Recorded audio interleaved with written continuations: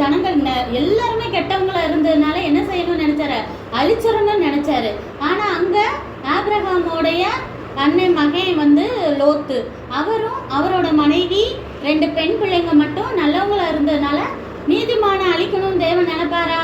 கெட்டவங்களோட அழிக்கணும்னு நினைக்கவே மாட்டாரு. அவங்க எவ்வளோ கம்மியான ஆட்களா கூட இருக்கலாம், ஊர்ல எவ்வளோ பேர் இருப்பாங்க, அத்தனை ஆட்கள 4 பேரை மட்டும் கூட அவர் காப்பாற்றணும்னு நினைச்சு 2 ஏஞ்சல்ஸ் தான் அனுப்பிவிடுறாரு. அந்த காலத்துல அவங்களாம் வந்து டைரக்டா வீட்டுக்கே வருவாங்க, அவங்கள நம்ம விசிபிளா பார்க்க முடியும், சரியா? அப்போ அவங்க வந்து நார்மல் பர்சன் மாதிரி தான் வர்றாங்க 2 பேரும், ஜென்னா. அப்போ வந்துட்டு வீட்டுக்கு, அவங்க வீட்டுக்குன்னு ஃபர்ஸ்ட் வரல, சோதம் குமர ஊருக்கு வர்றாங்க. அந்த ஊரோட வாசல்ல யார் இருக்காங்கன்னா லோத்து.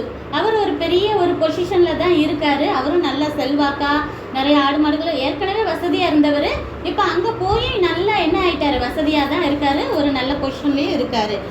ஏஞ்சல்ஸை பார்த்தோன்னா லோத்துவுக்கு சந்தோஷம் தாங்க முடியல. என்ன செய்யறாரு, வீட்டுக்கு கூப்பிட்டு வந்து நல்லா உபசரிக்கிறாரு.